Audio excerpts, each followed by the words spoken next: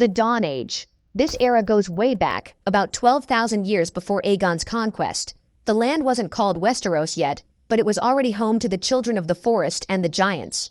The children weren't really human. They were small, dark-skinned, with big eyes, and they lived deep in the woods. They were deeply tied to nature, using magic tied to the weirwood trees. And they didn't build cities or castles. Instead, they carved faces into the weirwoods, believing these trees held the old gods' power. Then came the giants. These massive beings were up in the north, shaggy and towering over men, living in caves and herding mammoths. They weren't particularly sophisticated, but they were fierce and strong. For thousands of years, the children and the giants shared the land without much trouble, each sticking to their own ways. But everything changed when the first men arrived. The first men crossed the land bridge from Essos, called the Arm of Dorne, carrying bronze weapons and horses. They came not as peaceful settlers but conquerors, chopping down weirwood trees and burning the sacred groves. This sparked a brutal and long-lasting war with the children. The fighting stretched across centuries, with the first men using their numbers and metal weapons, while the children relied on guerrilla tactics and magic, like calling down the Hammer of Waters to break the Arm of Dorne and flood the neck, trying to stop the human advance. But even with magic, the children couldn't stop the first men entirely. The first men spread across Westeros, building holdfasts and farming the land. Eventually, though, both sides realized constant war wasn't sustainable. That's when they struck the famous pact. The first men would keep the open lands and plains, while the children would hold the forests. The signing of the pact was done on the Isle of Faces, where the weirwoods stand, and the Green Men watched over the agreement. This peace agreement marked the end of the Dawn Age and began the Age of Heroes. With peace, the first men took on the children's religion, worshipping the old gods at the heart trees, and the children taught them some of their ways. While the giants weren't part of the pact, they were pushed further into the north and became more isolated over time. The Dawn Age is where the deep magic of Westeros took root. Many of the ancient spells, the connection between the Greenseers and the Weirwoods, and the idea of the land's memory come from this time. It shaped the entire foundation of Westeros, setting up everything that would follow. Even though the Dawn Age ended, the echoes of that time still ripple through the series. It's fascinating to look back and see how this mythic era laid the groundwork for the later conflicts, characters, and houses that dominate the Game of Thrones universe. The Age of Heroes. This era kicked off about 10,000 years before Aegon's conquest and stretched for thousands of years, packed with legendary names and huge events. After the pact ended the wars between the first men and the children of the forest, Westeros settled into a period where heroes and myths were born. These weren't just campfire tales. They shaped the entire landscape of the continent. Bran the Builder stands out as one of the most famous figures. He's credited with building some of the greatest structures in Westeros, including Winterfell, and most importantly, the Wall. With help from the giants and magic from the children, Bran supposedly raised the Wall after the Long Night to keep out the White Walkers and whatever other nightmares lurked in the far north. And not just a little fence either. This was a massive wall of ice stretching 300 miles long and 700 feet tall. Then there's Lan the Clever, the trickster behind House Lannister. Legend says he outwitted the Casterlys to take over Casterly Rock, using nothing but his brain. Some stories claim he used gold. Others say he sneaked through secret tunnels. And some even suggest he played ghostly pranks to scare the Casterlys away. Either way, his cleverness laid the foundation for one of the richest and most powerful families in Westeros. Another legendary figure is Garth Greenhand, the supposed ancestor of many southern houses. He's said to have taught the first men how to farm and make the land flourish. His descendants, like the Gardeners of the Reach, claimed his bloodline, connecting their house directly to the fertility of the land. Whether or not Garth was real, his name lived on in the great noble families who shaped the South. But the Age of Heroes wasn't just about building and trickery. The Long Night cast a shadow over the world, bringing a winter that lasted a generation. During this time, the White Walkers rose from the far north, leading armies of the dead and plunging the world into chaos. Humanity barely survived, but the first men, the children of the forest, and even the giants united to push them back. That desperate alliance led to the creation of the Wall, sealing off the north and founding the Night's Watch to guard it. The Night's Watch became a brotherhood, sworn to defend the realms of men from whatever lay beyond. They took no wives, held no lands, and served for life, standing as the first and last line of defense. Even after the White Walkers faded into myth, the Wall and the Watch stood, a lasting symbol of the horrors faced during the Long Night. This age built the legends, the castles, and the ancient orders that shaped Westeros into the world that later generations inherited. Its echoes stretch all the way through the Game of Thrones story. The Andal invasion.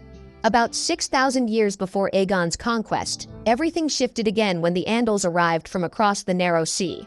These people weren't just looking to settle. They stormed into Westeros armed with iron weapons, something the first men just couldn't match with their bronze gear. The Andals came in waves, landing first in the Vale, where they quickly overwhelmed the local rulers and started spreading out. But the Andals didn't just bring sharper swords. They brought a new religion, the Faith of the Seven. This faith replaced the worship of the old gods in most parts of Westeros. The Septs, the seven-pointed star, and the orders like the Faith Militant all trace their roots to this massive cultural shift. The Andals believed in 7 aspects of one god: the father, the mother, the warrior, the maiden, the smith, the crone, and the stranger. They pushed this faith hard, building septs and crowning kings who would swear loyalty to the Seven. Their iron blades and new faith allowed the Andals to conquer most of Westeros. The Vale, the Riverlands, the Westerlands, the Reach, the Stormlands, and even parts of Dorne all fell under Andal influence. Old First Men's houses either fell, bent the knee, or merged bloodlines with the invaders. Many of the great houses that rose to power during this time, like House Arryn, claimed Andal ancestry, connecting themselves directly to the conquerors. But the North held out. The Stark kings, ruling from Winterfell, were too strong and too far for the Andals to conquer. The North stayed tied to the old gods, the weirwoods, and the traditions of the first men. The Neck, with its marshes and the cunning crannogmen, also helped block the Andal advance. Because of this, the North remained culturally distinct, holding on to its ancient ways while the South embraced the Andal customs. The Andal invasion permanently reshaped Westeros. The Faith of the Seven became the dominant religion in the South. The old gods were pushed back into the North and the beyond, and the political landscape shifted into something closer to the world seen in Game of Thrones. Castles were rebuilt or strengthened, Andal families rose to prominence, and the lore of the Seven worked its way into every corner of life south of the Neck. This wave of conquest and cultural change didn't just wipe out the past, it layered on top of it, creating a world where the old and the new sat uneasily together. The Andal invasion set the stage for the future struggles and alliances that would shape the Seven Kingdoms for centuries to come. The Rhoynar migration. Around 1,000 years before Aegon's conquest, the Rhoynar people fled their homelands along the Rhoyne River in Essos after devastating defeats by the Valyrian Freehold. The legendary figure here is Princess Nymeria, a brilliant and determined leader who commanded a fleet of 10,000 ships, carrying the surviving Rhoynar across the Narrow Sea in search of a new home. Nymeria's journey was no easy sail. She and her people tried settling in several places, including the Summer Islands and the Basilisk Isles, but they faced trouble everywhere. Eventually, they landed in Dorne, the arid, sun-baked southernmost region of Westeros. There, Nymeria forged a powerful alliance with House Martell, one of the major local houses. She married Lord Mors Martell, combining Rhoynar strength with Martell leadership. This alliance didn't just survive, it reshaped Dorne completely. The arrival of the Rhoynar brought major cultural changes. They came from a civilization that valued gender equality, water magic, and a very different style of governance. Nymeria insisted on burning her fleet once they reached Dorne, signaling that the Rhoynar weren't looking back. Together, Nymeria and Mors united Dorne under Martell rule, bringing together the native Dornish and the Rhoynar refugees into one strong, defiant realm. Dorne's culture became unique within Westeros, where the rest of the continent followed Andal traditions and the Faith of the Seven. Dorne mixed Rhoynish customs with local ways. Dornish laws, for example, allowed equal inheritance for women, something unheard of in the rest of the Seven Kingdoms. Their clothing, architecture, and even combat styles showed clear Rhoynar influence, setting them apart visually and politically. Thanks to Nymeria's leadership, Dorne stood strong and independent for centuries, resisting conquest by outsiders. The Martells ruled as princes and princesses of Dorne, not just lords and ladies, reflecting their distinct heritage. Even after Aegon's conquest, Dorne stayed unconquered for nearly 200 years, only joining the realm through marriage, not war. The Rhoynar migration wasn't just a desperate escape, it was a transformation. The arrival of these people reshaped the politics, culture, and identity of Dorne, turning it into one of the most distinct regions of Westeros. Without Nymeria and her 10,000 ships, Dorne wouldn't have become the fierce, proud land that stood apart from the rest of the realm for so long. This moment in history added yet another layer of complexity to the already tangled web of Westeros, the Valyrian Freehold and Doom. About 1,000 to 100 years before Aegon's conquest, the Valyrian Freehold dominated the known world. These were no ordinary conquerors. They were dragon lords, riding massive beasts that bent nations to their will. The Valyrians started as humble shepherds, but once they discovered dragons in the volcanic mountains of Valyria, everything changed. They tamed the beasts, mastered sorcery, and built a sprawling empire stretching across Essos, crushing rivals like Old Gis and controlling trade, wealth, and power.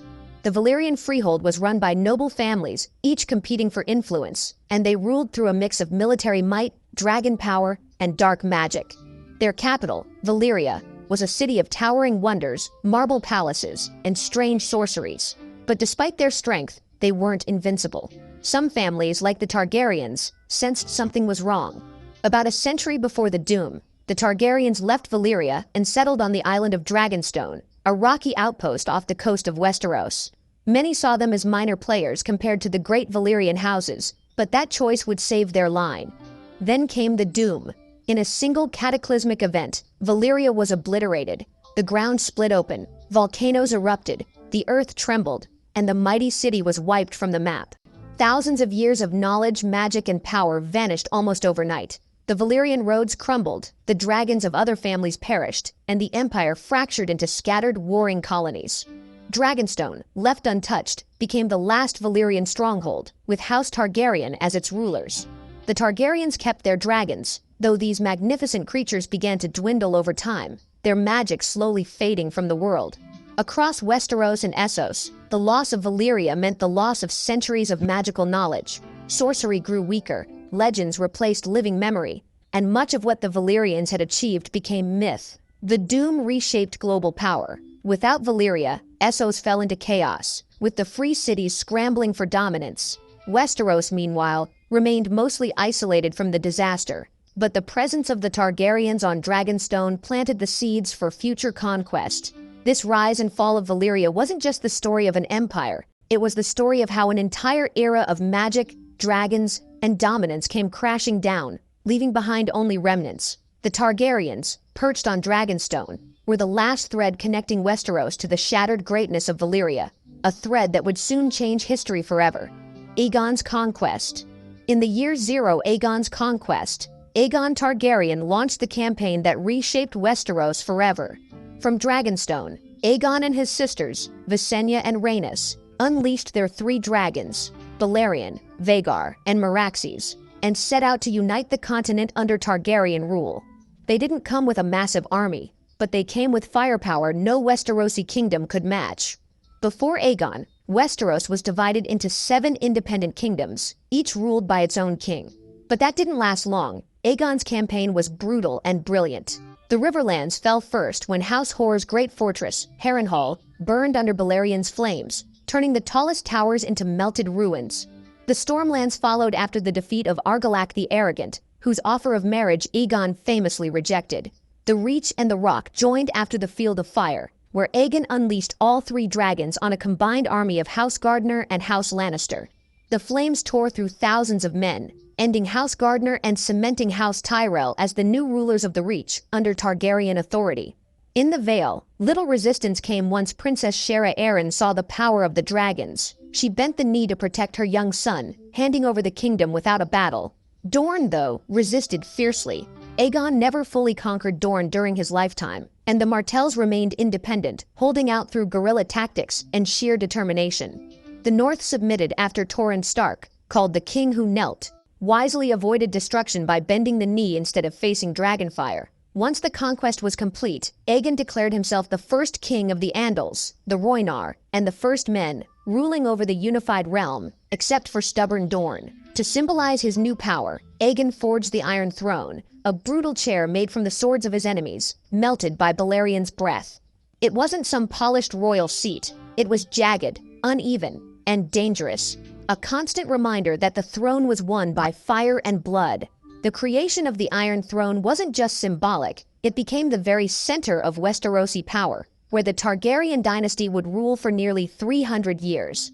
Aegon's conquest marked the beginning of the Targaryen era, where dragons soared over Westeros and the Seven Kingdoms, once divided and warring, were bound under one banner. This conquest didn't just change the map, it rewrote history, forging a legacy that would echo through every conflict, rebellion, and political game that followed.